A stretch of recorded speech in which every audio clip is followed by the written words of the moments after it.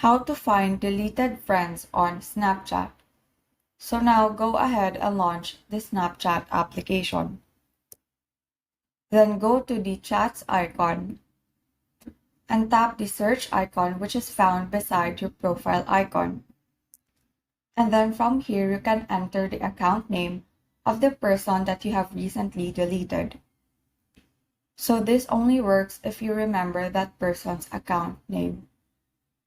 However, if you do not remember that person's account name, you can just go back and tap the plus icon beside chat and tap the three dots beside add friends, which will give you three options. So from here, you can select ignored from added me. So in this, you will be provided with a list of accounts that have added you, but you have not added them back. So you might find them here, or you can select the recently added option. So in this, you will find all of the accounts that have recently added you. So you may find that person's account here. And so that is how you find deleted friends on Snapchat. Thank you and have a great day.